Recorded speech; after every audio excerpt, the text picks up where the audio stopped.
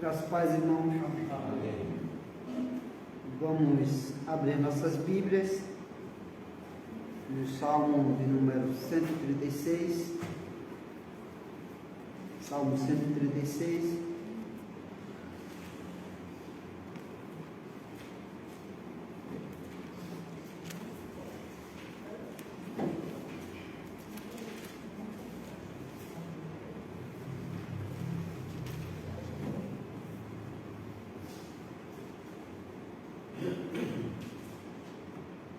Nós vamos fazer uma leitura alternada, né? A leitura alternada será da seguinte forma: eu lerei a sentença e os irmãos lerão o refrão. Por exemplo, eu lerei: render graças ao Senhor, porque Ele é bom, e os irmãos irão ler o refrão: porque a sua misericórdia dura para sempre. E assim na sequência, né? Eu lerei as sentenças e os irmãos lerão a parte em que o Senhor, em que o texto declara a sua misericórdia dura para sempre. Salmo 136. Rendei graças ao Senhor, porque Ele é bom. Porque a sua misericórdia dura para sempre.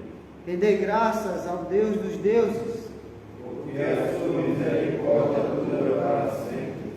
Rendei graças ao Senhor dos senhores, porque a sua misericórdia dura para sempre.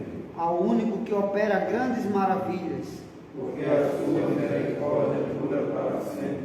aquele que com entendimento fez os céus, porque a sua misericórdia dura para sempre.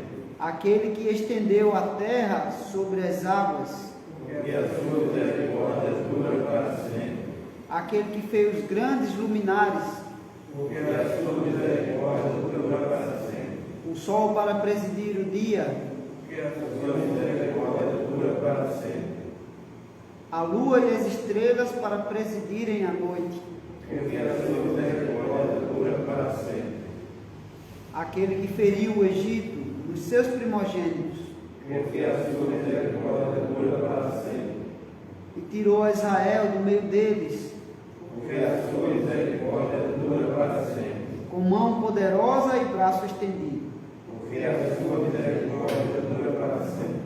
aquele que separou em duas partes o mar vermelho, porque a sua misericórdia dura para sempre. e por entre elas fez passar a Israel, porque a sua misericórdia dura para sempre. mas precipitou no mar vermelho a Faraó e ao seu exército, porque a sua misericórdia dura para sempre. aquele que conduziu o seu povo pelo deserto, porque a sua misericórdia dura para sempre. aquele que feriu grandes reis, porque a sua misericórdia dura para sempre. e tirou a vida a famosos reis, porque a sua misericórdia dura para sempre. a Sion, rei dos amorreus, porque a sua misericórdia dura para sempre. e a Og, rei de Baçã, porque a sua misericórdia dura para sempre. cujas terras Deus em herança, porque a sua misericórdia dura para sempre. em herança a Israel, seu servo, porque a sua misericórdia dura para sempre. a quem se lembrou de nós em nosso abatimento, porque a sua misericórdia dura para sempre. e nos libertou dos nossos adversários, porque a sua misericórdia dura para sempre. e dá alimento a toda a carne. porque a sua misericórdia dura para sempre. Ó, tributai louvores ao Deus dos céus, porque a sua misericórdia dura para sempre. amém. Amém. Vamos nesse momento orar ao nosso Deus, e em seguida nós vamos observar alguns detalhes desse texto. Oremos. Santíssimo Deus, neste momento nós expressamos a nossa gratidão, porque as tuas misericórdias se renovam a cada dia, são a causa de não sermos consumidos, a tua bondade e misericórdia duram para sempre.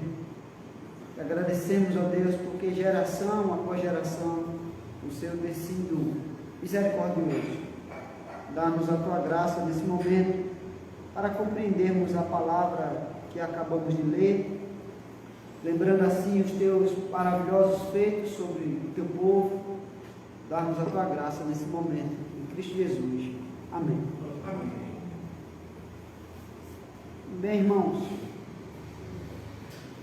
um recurso da literatura hebraica, quando ele quer enfatizar, destacar algo, é a sua repetição. Não como uma carência de ideias, né? Ou de argumentos, ou de palavras. Assim expressou Spurgeon quando se referiu às repetições do Espírito Santo, a repetição da palavra de Deus inspirada. E quando nós vemos essa grande repetição aqui, isto está nos dando uma ênfase. A ênfase que o próprio profeta Jeremias compreendeu bem, quando ele viu a destruição de Jerusalém. E diante daquela destruição, as pedras do templo espalhadas pela cidade, os muros das cidades derrubados, muros enormes que passavam cavalos em cima dos muros. Muros largos, enormes, que os reis de Israel se gloriavam, porque era uma cidade fortificada. Os jebuseus, nos dias de Davi, já se gloriavam de sua fortificação. Uma cidade que ela era triangular, de dois lados era um grande morro que era intransponível. Só tinha um lado que podia se tentar invadir, e era aquele lado que os povos concentravam sua força militar, e era impossível entrar por lá também. E aí, os jebuseus é interessante porque ele viveu no meio do povo de Israel depois da conquista da terra. Já pensou? Depois das conquistas da terra, um povo inimigo viveu no meio do povo de Israel. Nenhum rei conseguiu vencê-los, conseguiu tirá-los dali. E Davi, um dia andando por ali, viu que escorria uma água por uma brecha daquelas rochas. E ele viu quando um soldado desceu por lá para pegar um capacete que havia caído. E ele disse: então a cidade tem como entrar. E ele foi o rei que conseguiu conquistar a terra do Jebuseu, a cidade do Jebuseu.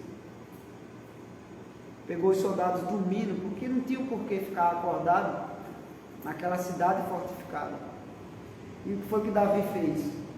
Aperfeiçoou ainda mais aquela cidade forte. E o povo de Israel se gloriava dessa cidade. Tanto é que nenhum rei conseguiu invadir a cidade. Até Nabucodonosor cercou a cidade por vários dias. A cidade tinha um recurso pluvial, um recurso de águas, que se chovesse um dia sobre Israel, sobre Jerusalém, ali, sobre a cidade, eles tinham água suficiente para abastecer por um mês a cidade. Se chovesse um dia, eles tinham água suficiente para um mês, para saciar a sede de toda a população da cidade. Toda a água que caía, ela descia para os reservatórios, as cisternas.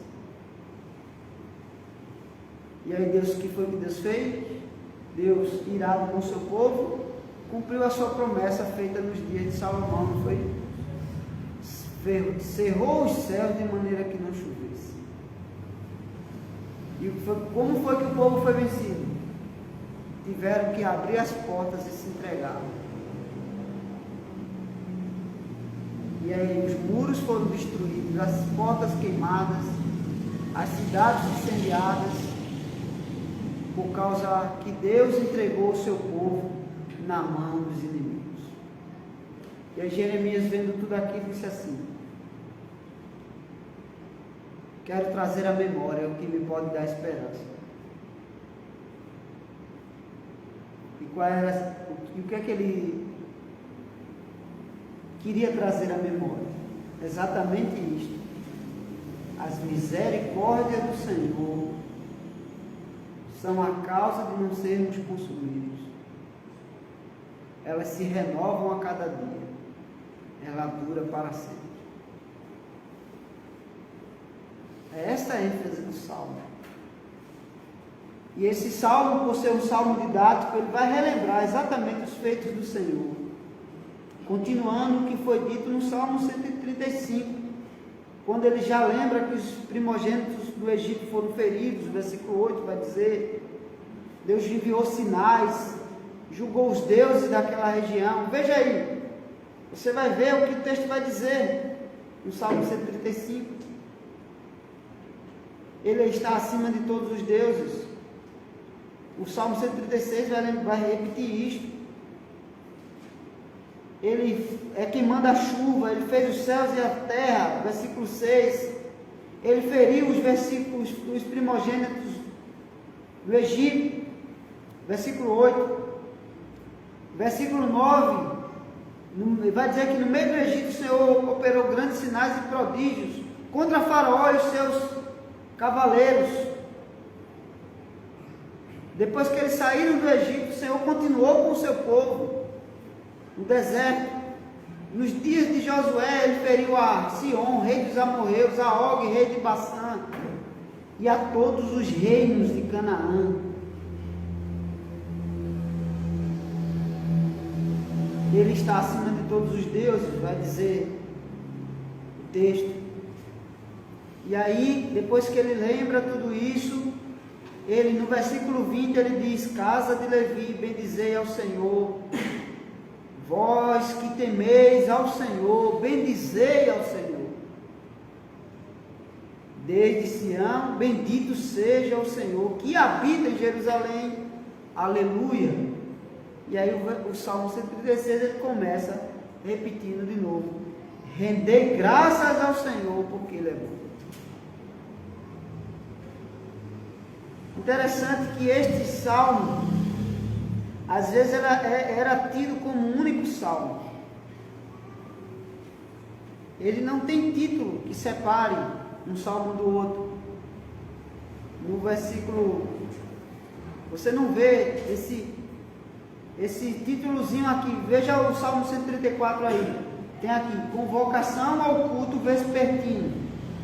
Aí tem um textozinho aqui bem clarinho e itálico, dizendo assim: cântico de romagem. Esta palavrinha aqui, cântico de romagem, faz parte do texto hebraico. Esse título aqui em cima não faz não. Convocação para o culto vespertino não faz parte do título em hebraico, do texto em hebraico. Agora essa parte assim, cântico de romagem, faz parte do texto hebraico. A mesma coisa o Salmo 138, veja aí: graças a Deus por sua fidelidade. Foi o título que deram em português. Mas em hebraico, o título em hebraico é Salmo de Davi. No Salmo 36 você não tem, nem no 35 você não tem essa divisão. Você não tem essa divisão. E alguns até entendiam que era um salmo, um único salmo.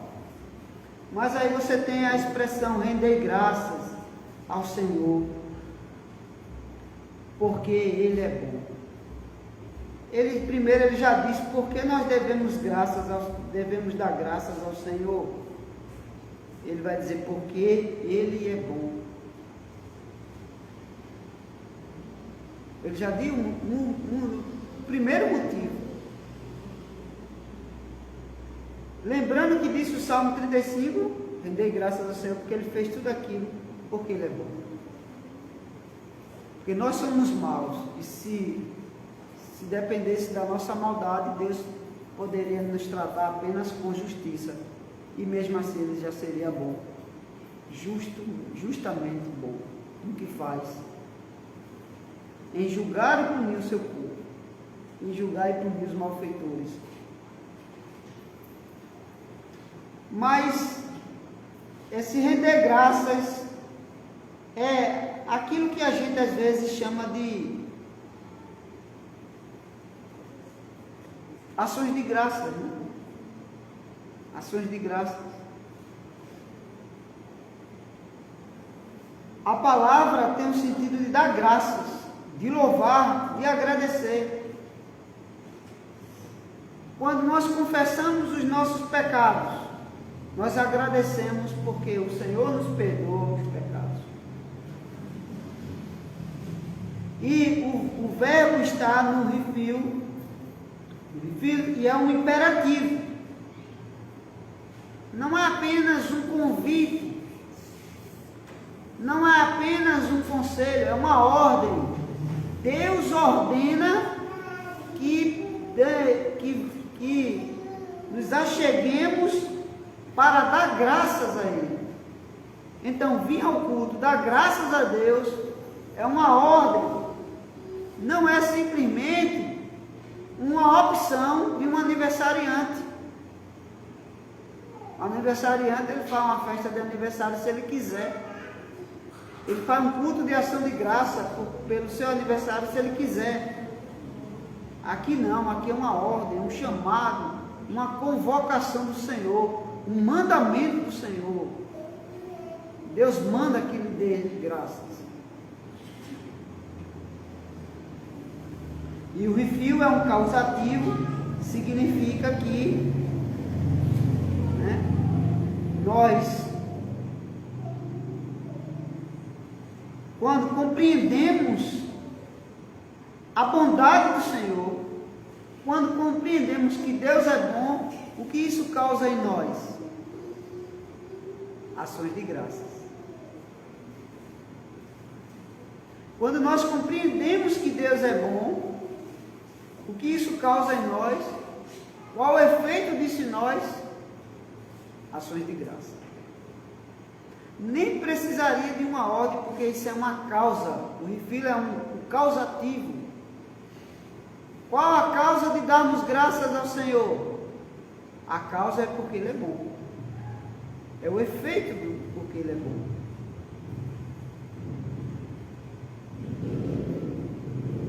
Render graças ao Senhor. O que é render, né? Render é quando você lança sobre o Senhor a sua ação de graça.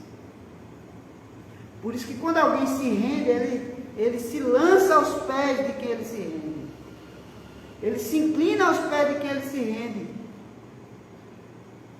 E quando ele rende graças ao Senhor, significa que ele se rende aos pés do Senhor em gratidão por sua bondade. Ele se rende aos pés do Senhor. Ele aceita a sua ordem, o seu imperativo, a sua voz imperial, a sua voz de imperador, de rei dos reis, Senhor dos senhores. Ele já mostrou nos textos anteriores o que o Senhor, porque o Senhor é bom. Ele já disse alguns motivos, mas aqui ele vai relembrar alguns motivos. Porque Ele é bom.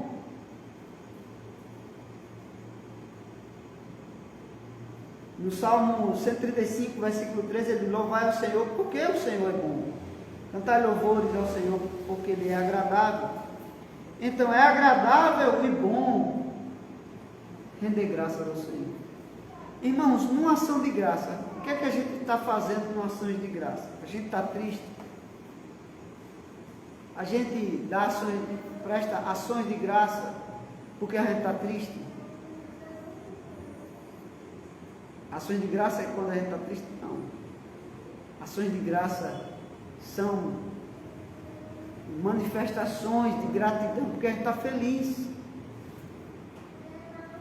Qual o motivo da nossa felicidade? São as bênçãos? Não, é o próprio Deus. A alegria do Senhor é o que nos fortalece. É isso que vai dizer Neemias: a alegria do Senhor é a nossa força. Então, quando a gente está satisfeito com Deus, reconhecendo a sua bondade, reconhecendo a sua excelência, reconhecendo o seu valor, reconhecendo a sua grandeza, nós estamos felizes. Porque na presença do Senhor há plenitude de alegria. E aí, isto nos leva a quê? A dar graças. Quando a gente não compreende a bondade de Deus, a gente vem para a igreja triste. Vir à igreja é motivo de tristeza, de pesar, de obrigação, de luta, de desagrado.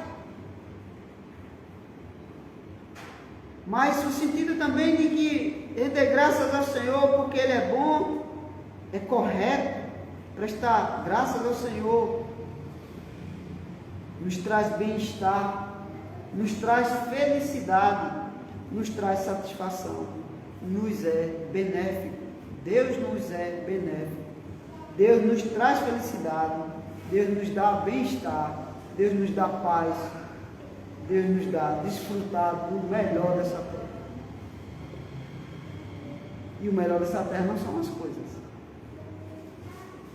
Porque Salomão vai dizer isto: separado de Deus, o homem não pode alegrar-se. Além dele ser bom, a sua misericórdia dura para sempre. A misericórdia aqui é sinônimo de bondade, de benignidade, de não nos tratar segundo o nosso merecimento, de não nos punir como deveríamos ser punidos, de não nos desprezar como deveríamos ser desprezados. E por que Ele faz isso? Porque Ele não nos trata segundo nossos merecimentos, porque é misericordioso e bom, e a sua misericórdia dura geração por geração.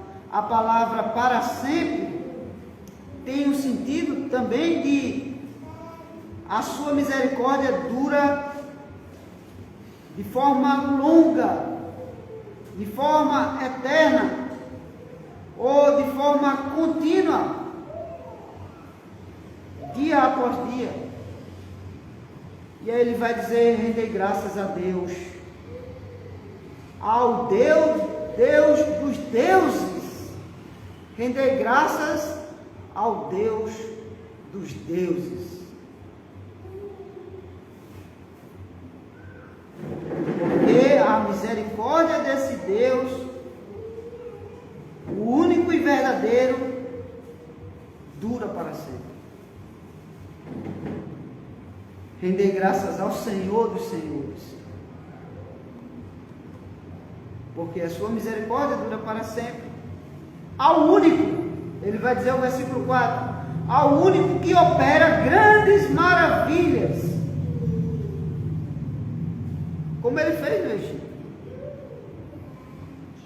Versículo 9 do Salmo 135 vai dizer: a quem no meio de ti, ó Egito, operou sinais e prodígios, operou grandes maravilhas.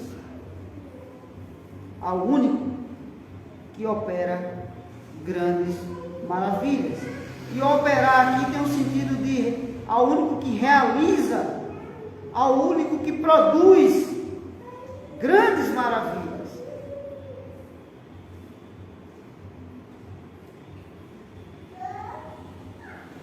As suas obras são impressionantes. A gente não pode pensar nas maravilhas de Deus apenas como os seus prodígios e sinais milagrosos, mas pelas grandes coisas que Ele fez e também pelas pequenas e tão detalhadas que são. Por isso que ele vai dizer o que foi que ele fez. Ele vai lembrar a obra da criação, a obra da redenção e a obra da providência. Ele vai lembrar tudo isso aqui. Quais são as grandes maravilhas do Senhor? Basta olhar para a criação. Ela proclama a glória desse Deus, a grandeza de Deus, o poder de Deus. Basta olhar para como Ele mantém a sua criação, preserva a sua criação, sustenta as suas obras. E você vê o grande poder. Porque, irmão, se você for criar 10 bois, você vai ter um grande trabalho para alimentá-los. Se você tem 1 ou 2 filhos, você tem um grande trabalho para alimentá-los, para prover alimentos para eles. E Deus sustenta toda a criação. Há Salmos que diz que Ele alimenta os peixes do mar e chama cada um pelo nome, as estrelas do céu. E se existe vida nesses bilhões de galáxias, e Ele alimenta todas elas, porque o universo pertence a Deus. E Deus faz isso desde o princípio. Porque se Ele não fizer a planta brotar da terra e dar o seu fruto e mandar água do céu, nós morreríamos todos. Se Ele cortar o oxigênio da terra, morreríamos todos. Se Ele, quando vem uma pandemia global como esta, se Ele não tirar o dedo da sua justiça e da sua ira, seríamos todos hoje cadáveres, mortos. Nenhum homem sobreviveria sem a misericórdia de Deus. Ele é tão bom e misericordioso que a sua misericórdia se estende até aos maus, aos perversos, aos ingratos, aos ateus que negam a existência de Deus e até aos apostatas. Os apóstatas são alvos da misericórdia de Deus, sua graça comum e sua graça que é providência na vida deles. Mesmo quando eles atribuem a sua própria existência ao nada e ao ninguém.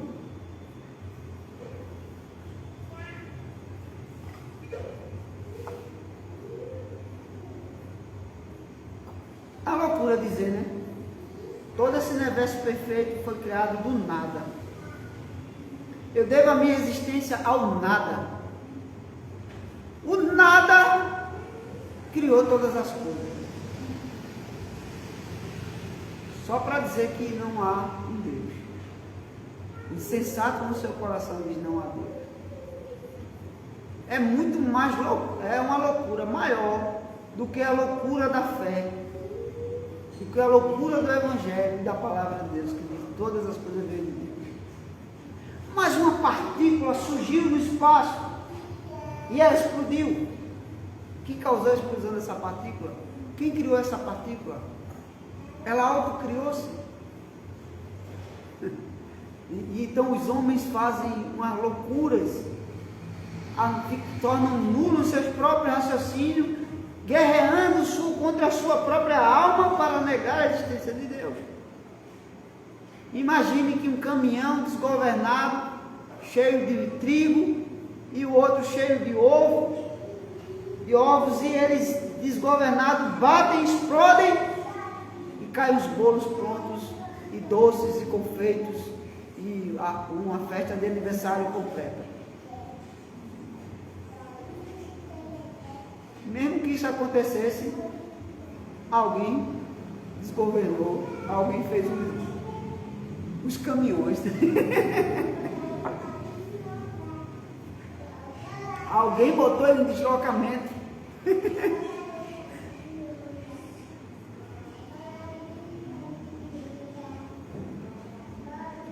Que perfeição a criação de Deus, né? De onde veio todas essas coisas? Ao ateu diz, do nada. O nada com a sua inteligência, com o seu poder criou todas as coisas.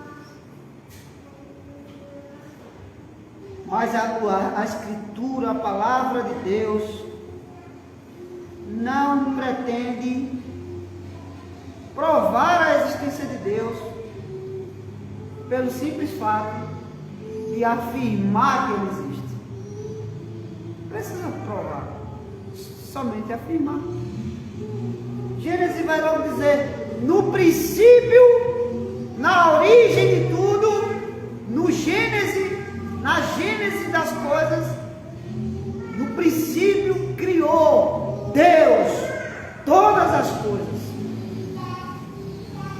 Pronto. A simples afirmação da existência de Deus. E aquele diz: Ele opera grandes sinais. Aquele que com entendimento, Ele fez os céus. Não foi por acaso, não foi sem propósito, não foi sem objetivo, sem finalidade, mas para a sua própria glória,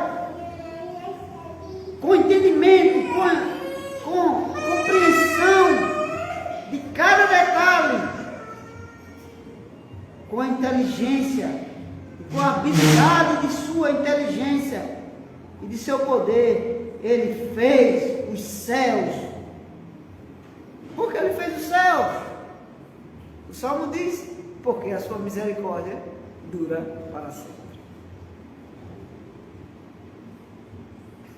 Cada pergunta é acompanhada pela resposta.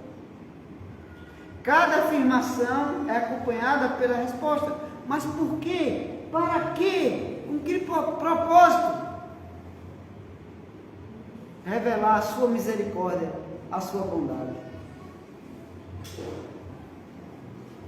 Ele vai dizer: aquele que estendeu a terra sobre as águas. Aqueles que estendeu a terra sobre as águas. E aí ele vai lembrar a obra da criação, quando o Senhor separou. A terra estava debaixo das águas, e depois Ele fez com que aparecesse a terra seca sobre as águas, e os continentes, de maneira que Ele estabeleceu um limite entre o mar e a terra. Ele traçou um limite do mar. O mar só vem até aqui e não avança. E a terra gira, e a terra balança e fica inclinada, e a água não derrama sobre a terra, porque Ele estabeleceu limites, criou a gravidade, criou todas as coisas. E disse: ó mar, apareça a terra seca. E a terra seca apareceu, e pôs limite para que a água não avançasse e destruísse a terra. Ele vai lembrar: estendeu a terra sobre as águas. Por que Ele fez isso? Porque a sua misericórdia dura para sempre. O sol para presidir o dia. Veja o que ele vai dizer ainda no versículo 7. Aquele que fez os grandes luminares, o sol para presidir o dia, a lua e as estrelas para presidirem a noite. Fez separação do dia e noite. O sol para governar o dia e iluminar toda a terra. O homem cria uma lâmpada enorme e não consegue iluminar toda a terra. Pode mandar um satélite cheio de lâmpada para o céu e não vai iluminar toda a terra. Não tem potência suficiente para iluminar toda a terra, nem para iluminar uma cidade completa, a pontos de escuridão, com uma quantidade enorme de lâmpadas. O Senhor criou uma só para iluminar toda a terra durante o dia.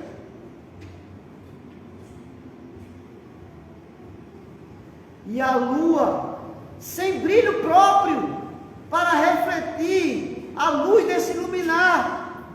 Grandes luminares, enormes, gigantescos.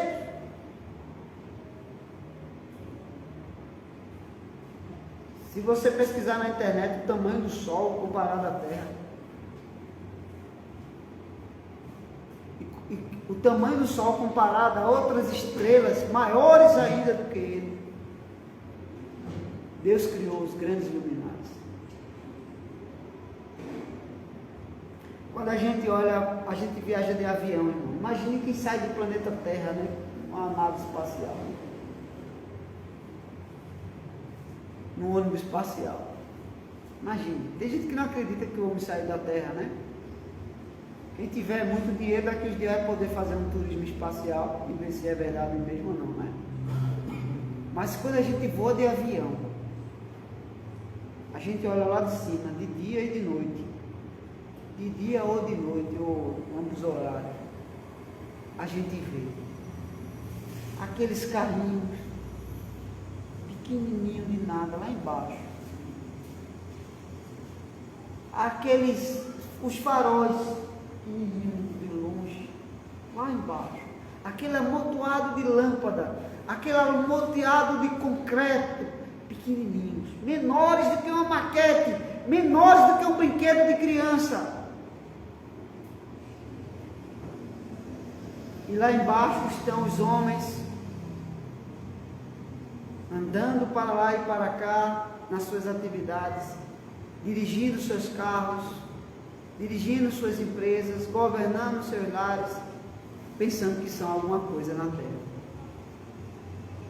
Pensando que são alguma coisa na terra.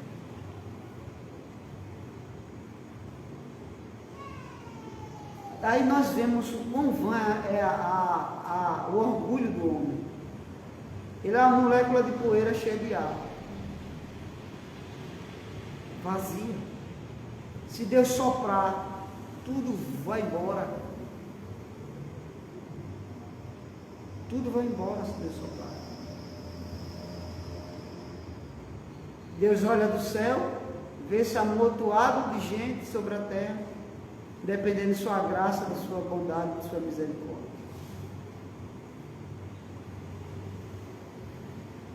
Uma vez numa aula de hebraico, o professor fez a gente pensar nisto. Muitos dos alunos não compreenderam qual foi a intenção dele. Eu fiquei pensando, o que é que esse professor quer com isso? Ele pegou lá o data show, o computador, e começou a botar a imagem do universo. Do universo. Passou umas meia hora, 20 minutos, meia hora, só com imagem do universo. No Google, procurou lá a imagem do universo, todo tipo de imagem. E ele lá, olhando, e a gente olhando para ele, e a aula não vai começar hoje não, né? E ele botou a gente para olhar aquelas imagens na internet. E depois ele disse assim: quando eu olho para esses bilhões de galáxias, esse amontoado de luzes no espaço, eu vejo que a Terra é um pontinho desse perdido no nada, e que na Terra habita milhões de pessoas, perdido nesse universo. Isso não é nada. Eu fico imaginando a grandeza de Deus, e Deus olhando lá dos céus, que diz que a estrada é a cortina de suas moradas. E a gente começa a entender quão grande é a misericórdia de Deus para seres tão pequenos como nós. E a gente olha, irmão, no texto e vai se apaixonando pelo Senhor, observando a grandeza do Senhor e compreendendo que tudo isso foi feito com entendimento e com propósito. Não foi por acaso, não foi em vão, não foi um plano que pudesse haver falhas. A gente vê a situação do globo, de perseguições, de tentativas do homem anular o nome de Deus sobre a terra, de excluir o nome de Deus sobre a terra, fazer com que o seu nome seja esquecido e não seja pronunciado por ninguém, e que sua palavra seja destruída. E a gente vê quão frágeis são todos esses projetos malignos.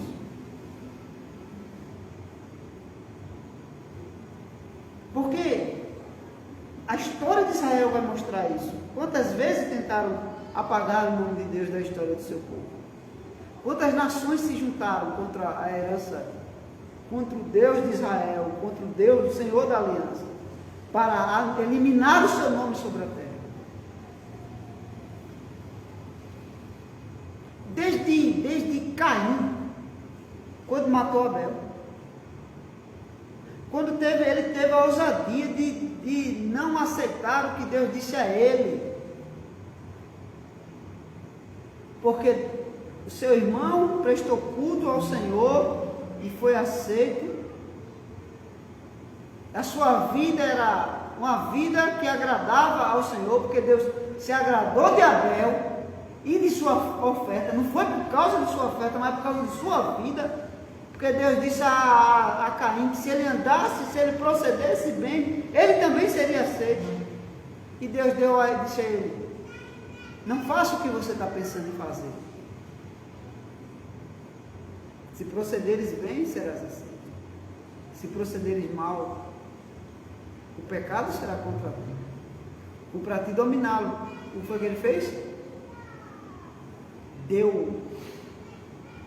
Fez ouvido do mercador, tapou os ouvidos para o conselho de Deus, não deu importância à palavra de Deus, o que Deus disse a ele, e matou seu irmão. Por isso que ele queria, irmãos, ele queria apagar o nome de Deus, ele queria que a adoração do Senhor fosse esquecida, porque ele não voltaria a obedecer ao Senhor, não era a intenção dele obedecer ao Senhor. Tanto é que o ato de matar o seu irmão é um ato de desobediência contra Deus, é um ato de rejeição à palavra de Deus. Ele queria eliminar, através de eliminar o seu irmão, eliminar a memória e o culto a Deus, o culto agradável a Deus.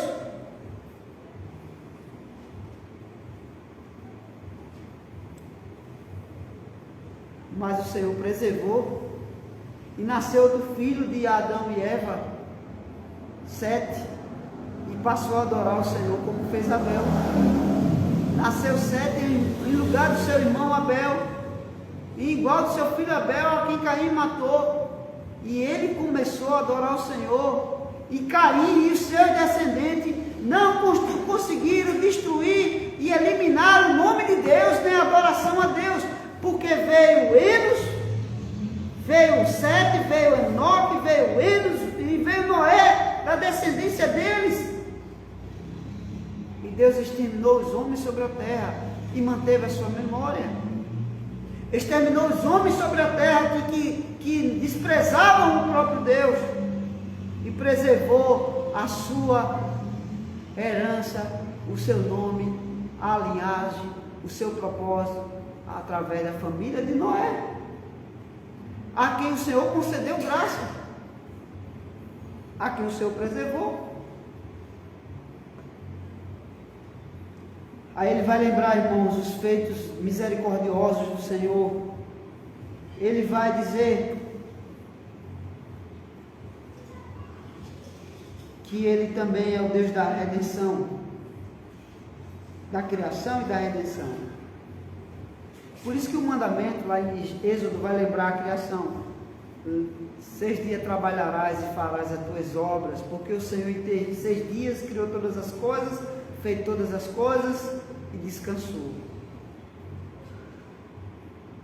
Ele lembra a obra da criação. Os 10 mandamentos lembram a obra da criação. E lembra a obra da redenção nesse próprio mandamento. E teu servo não fará nenhum trabalho, porque foste escravo, e o Senhor te libertou e te fez descansar das tuas opressões. Ele lembra a criação, e no mesmo mandamento ele lembra a providência de manutenção e a providência na própria redenção do seu povo. E aí ele vai começar aqui no Salmo 136, relembrar toda a providência de Deus na salvação do seu povo. Ele vai dizer: aquele que feriu os egípcios, o Egito, versículo 10, nos seus primogênitos, porque a sua misericórdia dura para sempre. É isso que o mandamento também vai dizer: lembra-te do Senhor teu Deus, que Ele fará misericórdia até 1000 gerações.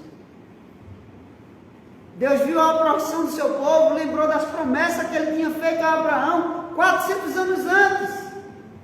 Por quê? Porque a sua misericórdia dura geração após geração, dura para sempre. Ele fez o que, irmãos? Feriu o Egito nos seus primogênitos e teve misericórdia dos primogênitos do seu povo e do seu próprio povo. Um ato de redenção sobre o povo de Israel foi um ato de juízo sobre os ímpios de sua época. O ato de misericórdia do seu povo, de Deus com o seu povo, é um ato também de juízo contra os ímpios. Isso está muito claro nos profetas e está muito claro na teologia bíblica, na Escritura. Deus vem julgar a terra. Quando Ele julgar a terra, é a consumação da redenção do seu povo. O tempo todo a gente vê isso na Escritura. Deus salva o seu povo e condena aqueles que o desprezam e aqueles que oprimem o seu povo. Porque Deus fez isso no Egito. Deus tirou a Israel do meio deles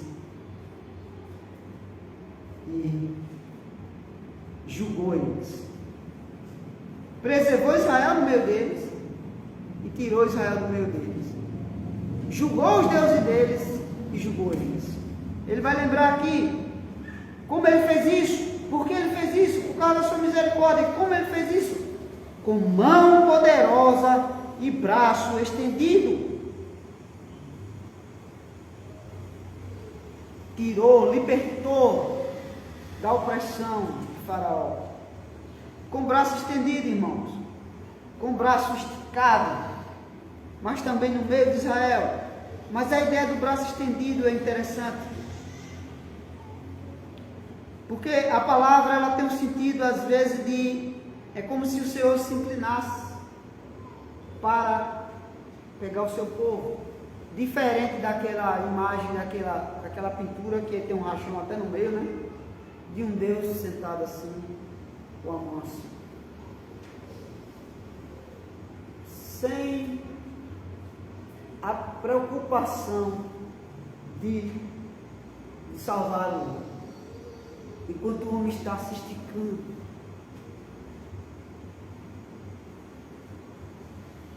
Deus está lá. Aquela imagem ali não reflete a realidade da redenção.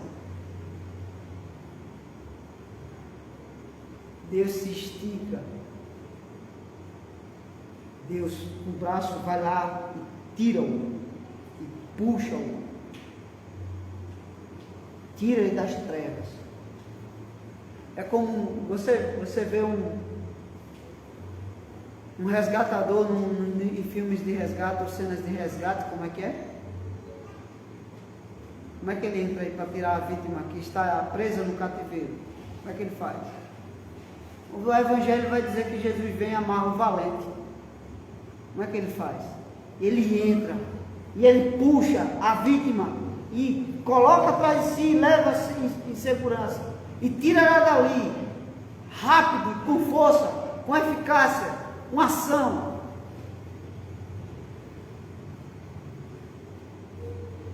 E aí inicia-se uma troca de tiro com os traficantes, com os sequestradores, com os criminosos. E o que é que a polícia faz? O uso da força, o uso letal da força.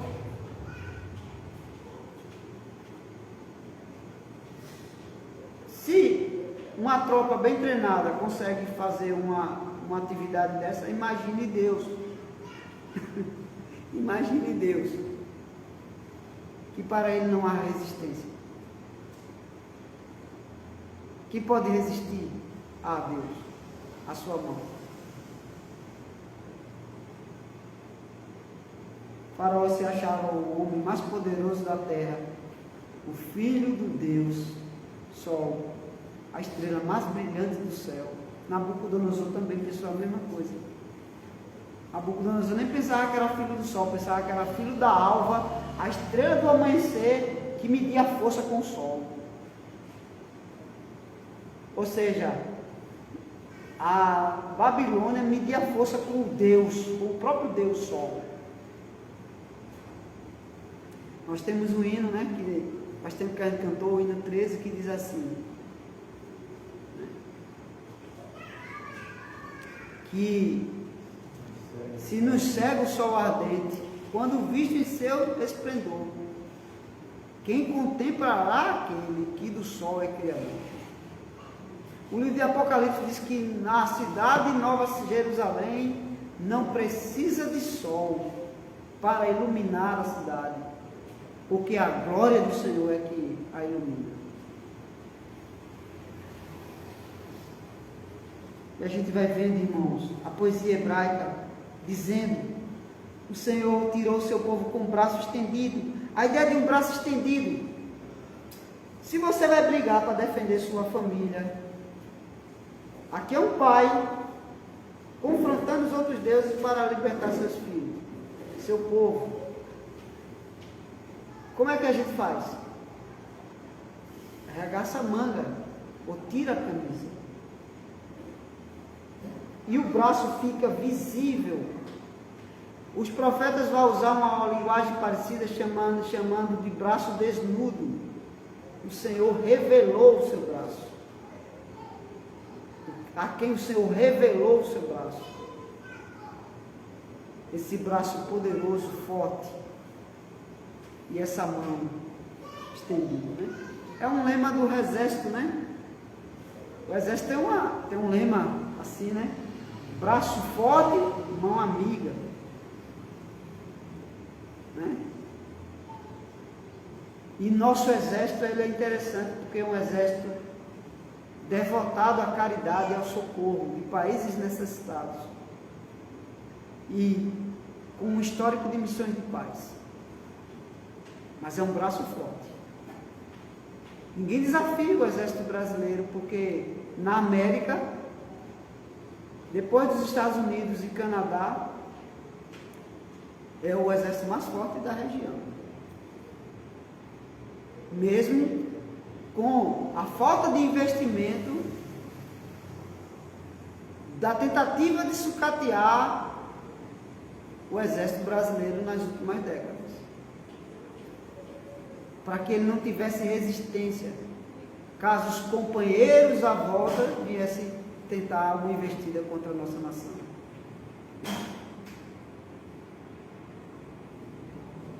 Nos últimos anos, o Brasil fez grandes investimentos na área militar, não para atacar ninguém, não para causar mal a ninguém, mas ter condições de defender a sua soberania. Se o exército é um braço forte e uma mão amiga, quanto mais o Senhor Deus em favor daqueles que prezam pela justiça e pela ordem.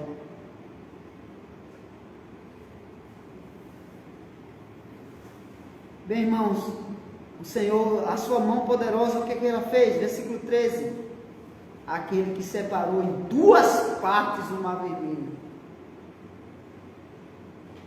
Imagine, irmãos, separou em duas partes o mar vermelho. Nenhum herói tem esse poder. O Senhor separou em duas partes o mar vermelho. Por que ele fez isso? Por causa da sua misericórdia. Ele quis salvar o seu povo, que não merecia ser salvo. Porque no deserto eles revelaram o que estava no seu coração. Antes mesmo eles já haviam revelado, quando eles blasfemavam contra Deus, se negando a aceitar a Moisés como líder, mesmo vendo sinais.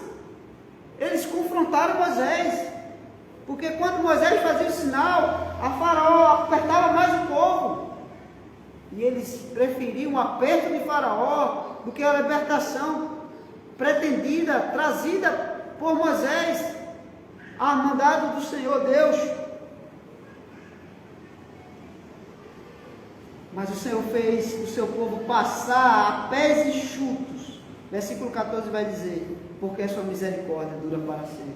O versículo 15 vai dizer que a misericórdia do Senhor em abrir o mar vermelho salvou Israel, fez ele passar a pés enxutos, mas o mesmo ato precipitou no mar vermelho a Faraó e o seu exército. E o que é precipitar no mar vermelho? O que é precipitar? Precipitar é sacudir fora. Precipitar é destruir. É jogar fora como se joga nada. Algo imprestável. Todo aquele exército, toda aquela pompa virou monturo boiando sobre o mar. Virou lixo, despojo dele.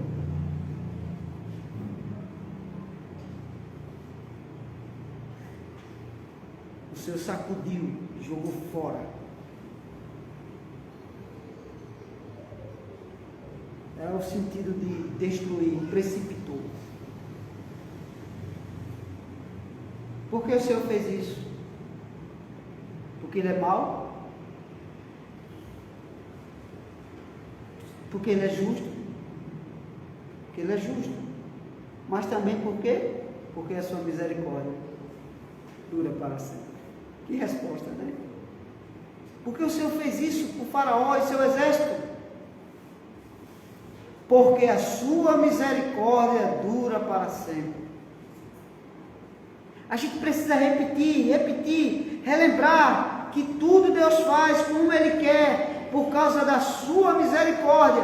O homem não pode abusar da misericórdia de Deus, perseguindo o mal. Porque quando ele faz mal a alguém, a misericórdia de Deus sobre aquele alguém, aquele faz mal, faz com que a misericórdia de Deus faz com que a sua justiça, por causa da sua misericórdia, seja sobre os malfeitores. Porque quando a misericórdia de Deus é sobre o seu povo, significa que a sua justiça vem em socorro do seu povo, que não merece ser socorrido, mas é socorrido por causa da misericórdia. E o socorro de Deus faz com que a sua justiça seja executada sobre os malfeitores. Quando Deus livra uma nação de um criminoso, é porque o Senhor tem misericórdia daquela nação. Quando o Senhor livra uma nação de um homem injusto, corrupto, mau, cruel, perverso, é porque a sua misericórdia foi sobre aquela nação. Agora, se Deus quiser punir aquela nação e retirar a sua misericórdia, ou pausar a sua misericórdia, Ele manda com que aquela nação seja destruída. E o Senhor preserva alguns por causa da sua misericórdia. Basta olhar o exemplo de Israel. Ele vai lembrar isto. Veja o que o Senhor fez. Versículo 17. Ou ainda o versículo 16. Aquele que conduziu o seu povo pelo deserto, sustentando o seu povo, preservando o seu povo. Por quê? Porque a sua misericórdia dura para sempre. Aquele que feriu a grandes reis, porque a sua misericórdia dura para sempre. E tirou a vida de muitos reis, de famosos reis, de grandes homens de sua época.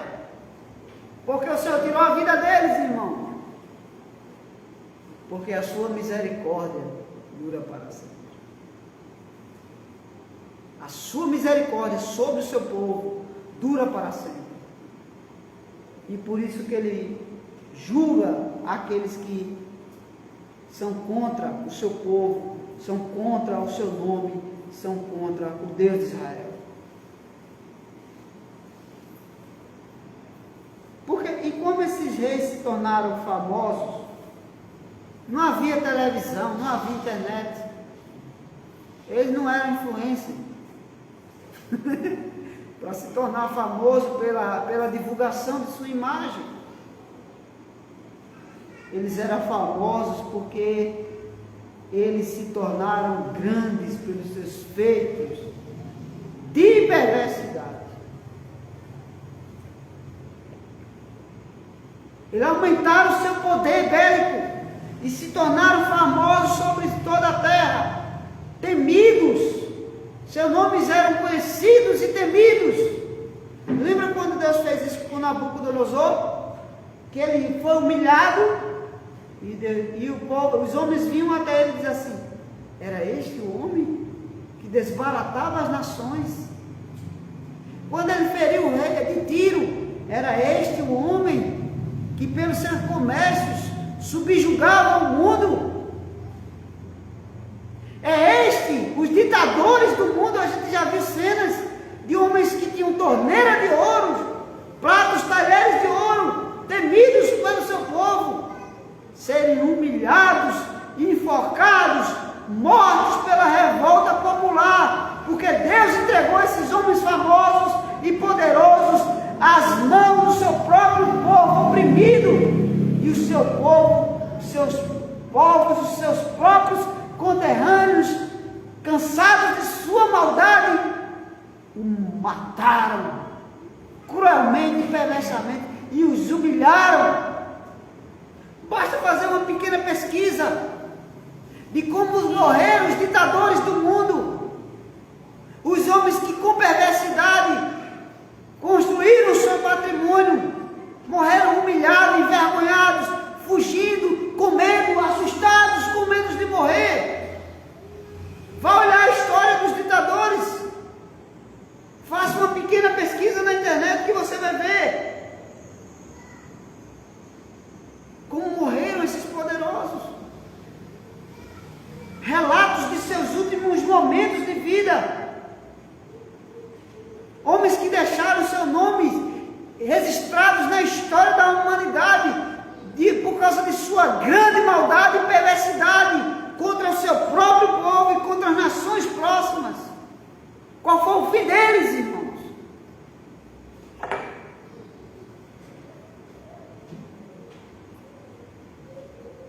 Não pense que esses homens poderosos da terra estarão livres do juízo de Deus pelas maldades que eles fazem, pelas blasfêmias que eles cometem contra o Criador do céu e da terra. Se Deus nos der vida, nós veremos o fim deles. Os seus nomes serem esquecidos, ser tidos como chacota e motivo de vergonha e de escárnio, ser motivo de até suas próprias famílias querer esquecer e não querer trazer consigo seus sobrenomes.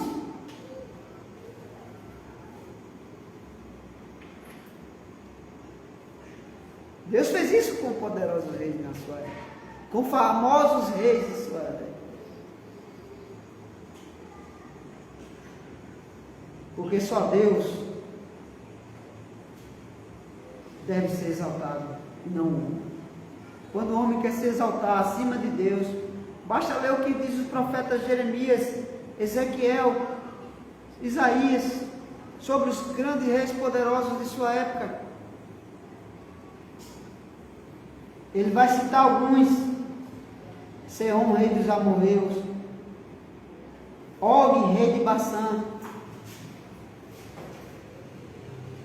Tanto é que a batalha do Armagedon, não vamos entrar em escatologia agora, mas vai lembrar de Gog e Magog, né? Eram reis poderosos que faziam guerras contra Israel nesse contexto, e como Deus os espalhou e os destruiu. soberanamente. Porque Deus destruiu eles por causa da sua misericórdia sobre o seu povo. Quando esses povos aqui, esses reis quase destruíram Israel, o Senhor agiu soberanamente e os destruiu. Porque o Senhor fez isso por causa da sua misericórdia que dura para sempre. E essas terras o Senhor fez o quê? Entregou em herança a Israel. Tirou das mãos deles e entregou às mãos de Israel. Irmãos, há uma coisa que o livro de Provérbios diz, Salomão na sua sabedoria diz. Você vê grandes nações crescendo, perseguindo e oprimindo o cristianismo e os cristãos, os servos de Deus. Tem algo que Salomão diz que eu fico impressionado. O dia que Deus quiser, Deus tira ele do poder e coloca um cristão no lugar. Veja como Deus fez com o Império Romano, os maiores de sua época. Quase toda a Europa era dominada pelo Império Romano. Não tem nação neste mundo, nos tempos atuais, que supere a grandeza do Império Romano. O Império Romano tinha cidade que se estendia por toda a Europa.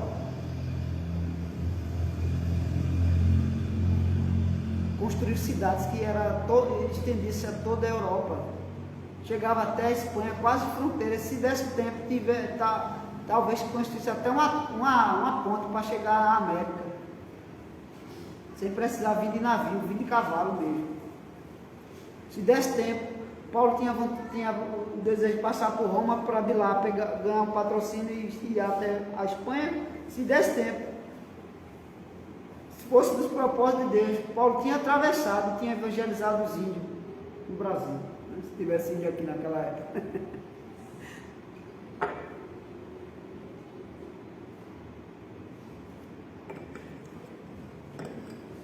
Irmãos, Deus faz com que o perverso às vezes cresça em poder, depois Deus e opressão, e depois Deus tira ele do poder e coloca alguém que lhe agrade no lugar.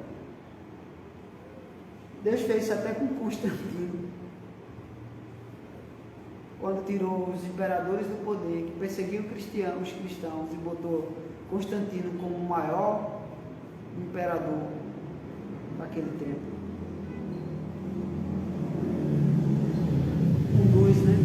Pelos seus feitos também. Cada imperador naquela época queria fazer uma obra mais grandiosa do que a outra para que o seu nome fosse lembrado. Herodes pensou em fazer isso, queria tornar o seu nome maior do que o nome de Salomão, por isso que ele fez uma grande reforma e ampliou o templo. Jesus, quando olhou para aquela grandiosa obra de Herodes, que os judeus herdaram, olhou e disse assim: está vendo essa? O povo passava admirado, está vendo essa grande obra? E ficará pedra sobre pedra. Eles admirados com a construção. Cada imperador, cada rei queria deixar a sua memória. Por isso que Nabucodonosor construiu o Jardim Suspenso, uma das 7 maravilhas do mundo antigo.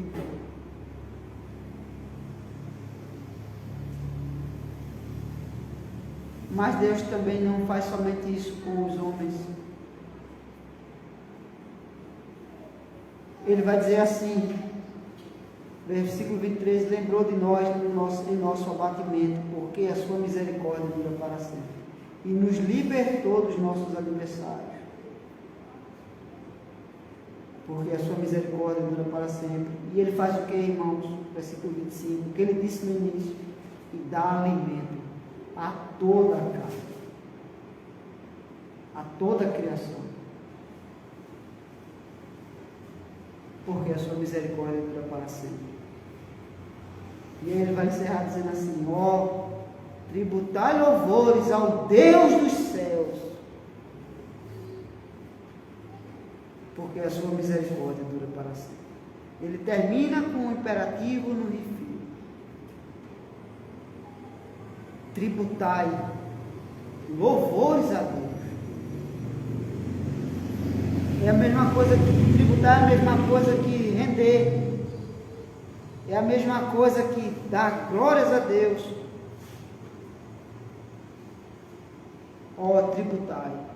louvores ao Deus dos céus, porque a sua misericórdia dura para sempre. Tudo isso nos causa admiração, espanto, temor, gratidão, ações de graças, coração do crente. Quando ele olha o estado do mundo, quando ele olha o estado da história da humanidade, como Deus agiu naquele tempo, como Deus agiu na história do seu povo, na história, né, do novo tempo, né? Na era cristã e pós-cristã, de repente, como Deus agiu, como Deus age. Isso nos conforta, irmão, isso nos anima, isso elimina e diminui o nosso temor do que poderá fazer o homem, o que pode fazer o homem, sem o consentimento de Deus. Nada, absolutamente nada. O coração do homem faz planos, mas Deus é que dirige a história, segundo planos que Ele fez. Porque o que é providência? Que é dos temas centrais desse salmo. É como Deus executa aquilo que Ele planejou, aquilo que Ele decretou. O que vai acontecer, deverá acontecer. O que Deus determinou que irá acontecer, irá acontecer. Agora, o que Deus determinou que não vai acontecer, não adianta homem nenhum tentar fazer com que aconteça. Porque os planos de Deus não podem ser frustrados. A sua mão não está encolhida, o seu braço não está escondido. Ele continua dirigindo a história com entendimento, com propósito e objetivo bem estabelecido por Ele desde a eternidade. Ontem, hoje e sempre. Porque a sua misericórdia dura para sempre. Amém. Amém.